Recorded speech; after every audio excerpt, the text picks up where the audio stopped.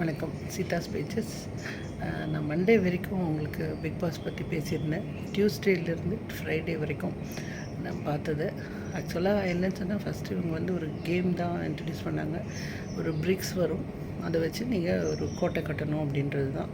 எப்போ அலாம் அடிக்குமோ சொல்கிறாங்களோ அப்போ கவுண்ட் பண்ணி யார் வின்னர்னு சொல்லுவாங்கன்னு சொல்லியிருந்தாங்க. பட் அது போச்சு, ஃபஸ்ட்டு டேவே போச்சு. ஆஸ் யூஷுவல் ஒருத்தருக்கு ஒருத்தர் பிடிச்சி ஒரே அடிதடி அப்படின்லாம் வந்தது. ஏற்கனவே ராணவ் போனார், அருண் போனார், அப்புறம் மீதி பேர்லாம் சொல்லிகிட்டே இருந்தாங்க. பட் யாரும் போகல. இதுக்குள்ளே பின்னால் பேசுகிறதெல்லாம் ரொம்ப நடந்தது.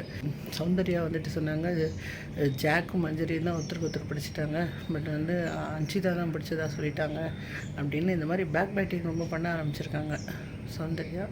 ஸோ அது மாதிரி சொன்னாங்க.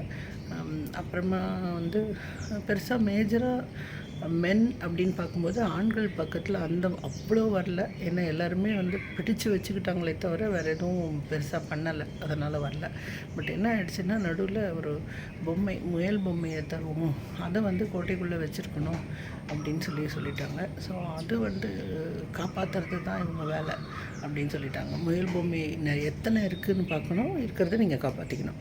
ஸோ இதில் என்ன ஆச்சுன்னா, இதில் தான் ரொம்ப பயங்கர ஃபைட் வந்தது. இல்லை, நான் அப்சர்வ் பண்ணது என்னென்னா, இவங்க வந்து அன்ஷிதா ஒரு நல்ல டெக்னிக் வச்சுருந்தாங்க. என்னென்னா, இவங்க லாக் ஆகிடுறாங்க. மஞ்சரிக்கிட்டேயோ ஜாக்கிட்டேயோ லாக் ஆகிடுறாங்க. லாக் ஆன உடனே என்ன பண்ணுறாங்கன்னா, அவங்களால தப்பிக்கவே முடியலன்னு ஒரு ஸ்டேஜ் வரும்போது கை கை கால்னு ஏதோ ஒன்று கத்தி கேப்டன் கேப்டன்னு கத்திடுறாங்க. இவர் கேப்டன் வந்து ஆப்வியஸ்லி அவர் அன்ஷிதா டீம் தான். அவர் உடனே என்ன பண்ணுறாரு, ஜாக் விடுங்க அப்படின்றாரு, மஞ்சரி விடுங்க அப்படின்னா உடனே இவங்க விட்டுடுறாங்க. ரெண்டு பேருமே வந்து ஈவன் அவர் வந்து சொல்லலை விஷால்னு சொன்னால் கூட இவங்க வலிக்குதுன்னு சொன்னால் அவங்க விட்டுடுறாங்க தான். ஸோ அப்படி விட்டுட்ட பிறகு இவங்க என்ன பண்ணுறாங்க, வன்ஷிதா வேறு யார் மேலேயோ போய் பாஞ்சிடுறாங்க. ஸோ இதை வந்து ஜாக் அப்போஸ் பண்ணாங்க. இது நீங்கள் வந்து காப்பாற்றி விட்டுட்டீங்க, விட்டால் அதே பொசிஷனில் தானே ஆரம்பிக்கணும். அப்போ நாங்கள் இவ்வளோ நேரம் போராடினதுக்கு என்ன ஆகிடுது, உடனே விட்டுட்டு வேற எங்கேயோ போகிறாங்களே அவங்க அப்படின்னு. பட் ஆனால் அது விஷால் அட்ரஸ் பண்ணுவார்னு யாராவது நினைக்கிறீங்களா? நிச்சயமாக கிடையாது. அவர் அதை வந்து அப்படியே விட்டுடுறாரு, அதில் வாங்கி அப்படியே விட்டுடுறாரு. ஸோ இது கண்டினியூ ஆகிட்டே இருக்குது. இது ஒரு டெக்னிக்காக வச்சுக்கிட்டு அன்ஷிதா வந்து தப்பிக்கிறதுக்கு பார்த்துட்ருக்காங்க. ஆனால் இந்த வாட்டி ரஞ்சித் சார் வந்து நின்றார், கோட்டையை பாதுகாக்கிறதுக்கு நின்றார். அவர் ஒரு பெரிய ஆள் அப்படின்றதுனால அவரை யாரும் டிஸ்டர்ப் பண்ணலை ரொம்ப, அதனால் அவர் அதை காப்பாற்றிட்டார். ஸோ அதே மாதிரி ரேயானும் நல்லா ஒர்க் பண்ணார், போய் கொண்டு வந்தார் நிறைய.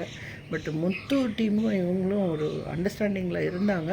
அது வந்து முதல் நாள்லேயே அந்த அண்டர்ஸ்டாண்டிங் போயிடுச்சு. கடைசி நாள் வந்தால் கூட ஒன்றும் பண்ண முடியல.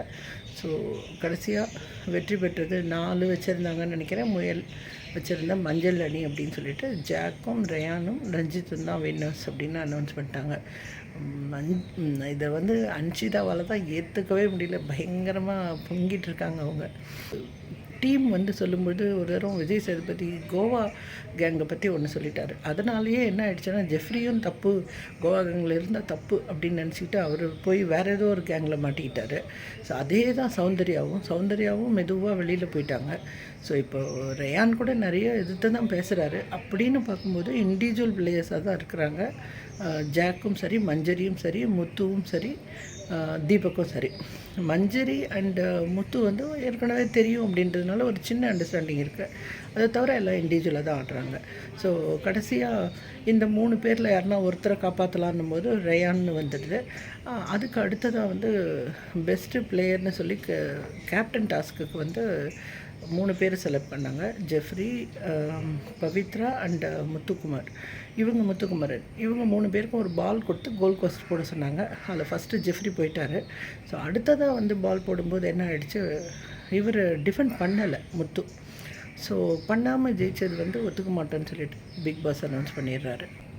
பிக் பாஸ் என்ன சொல்கிறாருன்னா, இது நியாயமாக நடந்ததான்னு கேட்டுட்டு, இது ஒத்துக்க மாட்டோம் அப்படின்னு சொல்லிட்டு, இது கேப்டன்சி டாஸ்க்கே கிடையாது அப்படின்னு சொல்லிடுறாரு. ப்ளஸ் ரேயான் அந்த மாதிரி நாமினேஷன் ஃப்ரீயும் கிடையாது அப்படின்னு சொல்லிடுறாரு. ஸோ இது வந்து முத்துவை ரொம்ப பாதிச்சிடுது. அதை உண்மையாக சொல்லணும்னு சொன்னால், முத்து வந்து எப்போவுமே அண்டர்ஸ்டாண்டிங்கில் இருந்தால் கூட மஞ்சரியோ ஜாக்கோ வந்து அன்ஷிதாவையோ பவித்ராவையோ பிடிச்சிட்டு வாங்க ஒன்றும் இல்லை, நீங்கள் அதை மட்டும் எடுத்துருங்க போதும், எடுத்துகிட்டு போங்கன்னு சொல்லும்போது கூட அவர் செய்ததில்லை. அது அவர் பெண்கள்கிட்ட அந்த மாதிரி போகிறதே கிடையாது. ஸோ இப்போவும் வந்து அவர் என்ன சொல்கிறாருன்னா, அவர் மைண்டில் ஓடிட்டு இருந்தது பாவம் 4 தடவை வந்து கேப்டன்சி டாஸ்க்கு வராமல் போயிட்டாங்களேன்னு நினச்சிட்டே இருக்கும்போது அவங்க போட்டுட்டாங்க. அதை டிஃபெண்ட் பண்ணுறதுக்கு நான் அந்த மைண்டே எனக்கு ரெடி ஆகலை, அதுக்குள்ளே போட்டாங்க அப்படின்னு தான் சொல்கிறாரு. பட் இருந்தாலும் மன்னிப்பு கேட்டுக்கிறாரு பிக் பாஸ் கிட்ட. ஏன்னா இது ரொம்ப எல்லோரும் என்னால் பாதிக்கப்படுது அப்படின்னு சொல்லிட்டு ரொம்ப அழகாரு. எல்லோரும் ஆறுதல் சொல்கிறாங்க. பட் இப்போது வெள்ளிக்கிழமை முடிஞ்சிட்டு இரவு என்ன நடந்ததுன்றது நமக்கு தெரியாது. ப்ளஸ் விஜய் சேதுபதி வந்து என்ன சொல்கிறாரு அப்படின்றதும் இருக்குது. ஸோ ஆனால் விஷாலும் வந்து ஒன் சைடாக தான் இருக்கார். ஸோ இது அன்ஷிதா வந்து பொய்க்காரின்னு எல்லாரையுமே சொல்லிகிட்ருக்காங்க. மஞ்சரியும் சொல்லிகிட்ருக்காங்க, ஜாக்கும் சொல்லிகிட்ருக்காங்க. அவங்க செய்கிறது மட்டும் நியாயம்னே பேசிகிட்ருக்காங்க. ஸோ இப்போது தர்ஷிகா போன பிறகு விஷால் வந்து தர்ஷிகா போகும்போதே புரிஞ்சுக்கிட்டாரு. அதனால தான் உடனே பாசம்னு மாற்றிட்டார். அந்த லவ், அந்த க்ரஷ் அதெல்லாம் போயிடுச்சு, பாசம் அப்படின்னு மாற்றிட்டார். அதே மாதிரி ரொம்ப ஒன்றும் ரெக்ரெட்லாம் பண்ணல அவங்க போனாங்களேன்னு. அடுத்ததே அவருடைய வேலையை பார்க்க ஆரம்பிச்சிட்டார் அவர்.